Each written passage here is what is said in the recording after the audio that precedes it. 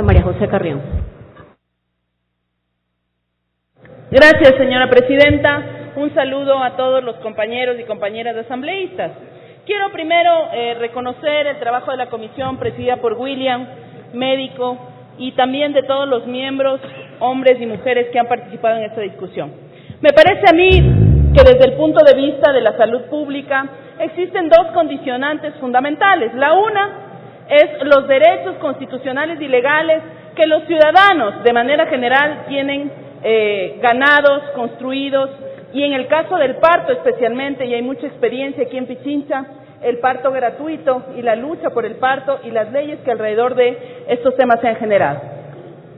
Pero nosotros, al comenzar nuestro periodo legislativo, propusimos al país que ya no vamos a hacer leyes que hablen sobre temáticas específicas, ni en ámbitos de salud, ni en ningún ámbito. Porque en el momento en que nosotros comenzamos a hacer una ley específica para un tema específico, podría ser también derecho de los demás ciudadanos, como por ejemplo los niños con cáncer, o el cáncer de mama, o el cáncer de colon, o cualquier cáncer estomacal, exigido por los familiares o pacientes la necesidad de que exista una legislación alrededor de esto. Por supuesto, como madre que soy de un hermoso hijo que se llama Inti,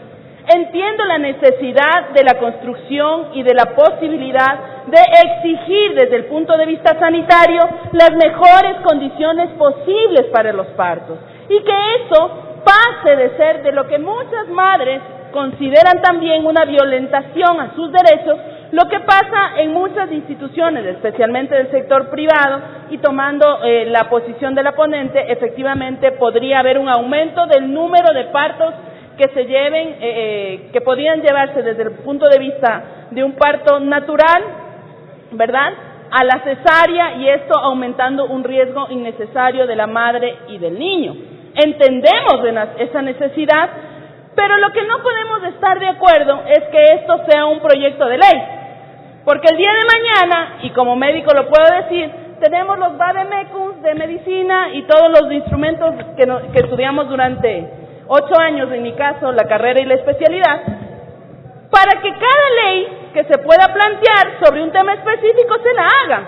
porque existe un sector de la población interesado sobre ese tema específico. A mi criterio, esto podría ser infructífero. ¿Por qué? Porque primero, si entendemos inadecuadamente el concepto que yo estoy de acuerdo, que es la determinación de un médico en un momento determinado de tomar una decisión de ir o no a una cesárea, si es que el riesgo de la vida del niño o el riesgo de la vida de la madre se considera necesario para ir a una cesárea, no se lo debe regular en una ley, porque la ley no le va a dar ni más elementos ni menos elementos en la toma de la decisión a un profesional de la salud. Por otro lado, me parece muy importante que en reconocimiento del artículo 1 de la Constitución de la República, en el cual se habla con absoluta claridad la identidad plurinacional de nuestro país, y en el marco de esta identidad y de este concepto tan rico para el Estado, la incorporación y la garantía de aquellos lugares donde es considerado la necesidad histórica tradicional de los partos verticales, de intervención de las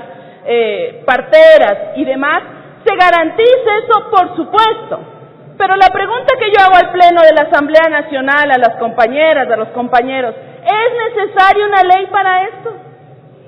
No es necesaria una ley, porque efectivamente lo que hay que garantizar es que el Código de la Salud regule dentro del marco de un código general, global,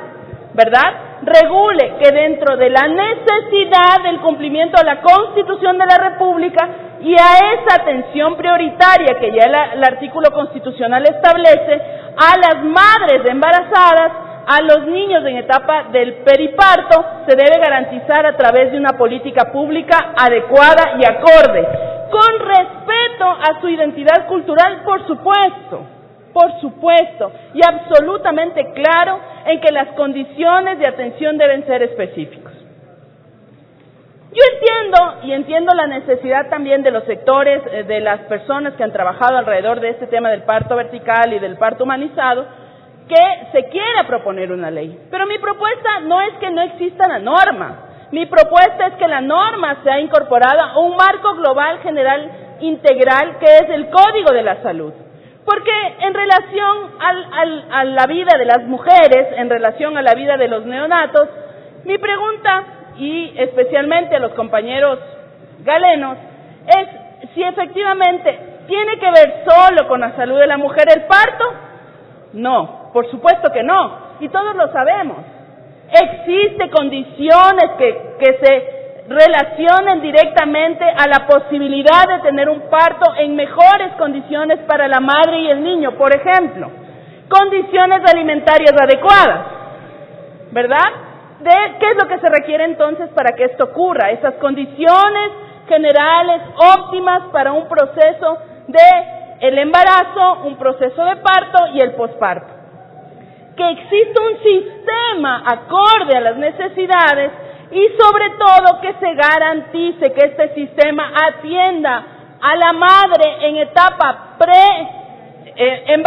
embarazo, es decir, en la etapa donde está en la edad fértil, para que sea la mejor opción en el momento en que su cuerpo y su estabilidad desde todos los puntos de vista, etaria, por ejemplo, evitar los embarazos adolescentes, que son los riesgos más graves que pueden ocurrir, evitar enfermedades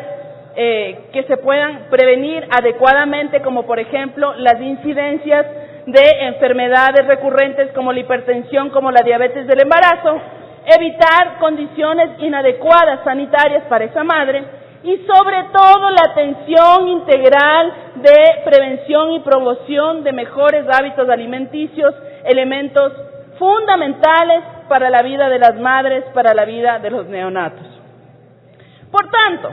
si analizamos desde el punto de vista integral, es fundamental lograr tener una ley que garantice todos los derechos de las madres, de los neonatos, y que estos derechos sean acorde a la necesidad de lo que establece la Constitución en el marco de los derechos de la salud y los derechos en las personas de atención prioritaria y en este caso las mujeres embarazadas y los neonatos recién nacidos. Es por eso, señora Presidenta, que yo creo que es fundamental para nosotros discutir primero el concepto de si es necesaria una ley específica para esto. Segundo, si es que el Código de la Salud, que es la ley más importante que tenemos en la Comisión de Salud, es el órgano fundamental donde debe albergar esta y otras leyes, donde se debe garantizar la atención gratuita, donde se debe garantizar el relacionamiento integral de la atención a la madre durante el periodo necesario del embarazo y también el parto y el posparto, así como también se debe garantizar las condiciones de la identidad cultural para que sean en las mejores condiciones posibles. Hace un rato intervenía en una comisión general una compañera que ha estado liderando estos temas y decía cosas que pueden sonar muy interesantes, pero que hay que tener también desde el punto de vista sanitario, y como médica, doctora, especialista en medicina familiar, son importantes plantearlas a la discusión legislativa. Y es que, por ejemplo, el tema del respeto a sus vestimentas, hay partos que se complican, hay partos que tienen que necesariamente, más allá de la identidad cultural de las compañeras que acuden al parto, tienen que necesariamente, y en muchos casos, ir a elementos de intervenciones de urgencia, como la cesárea, porque hay asfixia dentro de la cavidad uterina, porque el niño está sufriendo dentro de la cavidad uterina. Entonces, desde el punto de vista de la generalidad, probablemente se puede entender que se diga que hay que mantener efectivamente la misma vestimenta y el respeto a la identidad cultural de las personas. Sin embargo, señora Presidenta, esta identidad cultural no tiene que ir contra la propia vida de la madre y tampoco contra lo que sería la vida del bebé en el momento en que sea necesaria una cesárea, en el momento en que sea necesaria una intervención quirúrgica que sea complicada, como por ejemplo una ruptura uterina, como por ejemplo asambleísta. Un cordón umbilical enredado en el cuello del neonato. Son cosas que pasan en la cotidianidad de las salas obstétricas, son cosas que no son elementos extraños a los ginecobstetras que atienden los partos y que lamentablemente son parte de la realidad cotidiana de nuestras madres. Yo, sin desconocer, señora Presidenta, la necesidad de discutir este tema tan importante para el país, sí sugiero al Pleno ir discutiendo cuestiones mucho más de fondo, es decir, la necesidad de no construir leyes parche, de hacer un código integral de la salud, y William, especialmente ese liderazgo que tú debes tener en este tema del código de la salud, y incorporar todos dentro de estos elementos, así como se lo planteó ya en la ley del cáncer de seno que fue planteada a la Asamblea Nacional. Eso, señora Presidenta, como primeros elementos. En el segundo debate también intervendré. Gracias. Muchas gracias, Asamblea.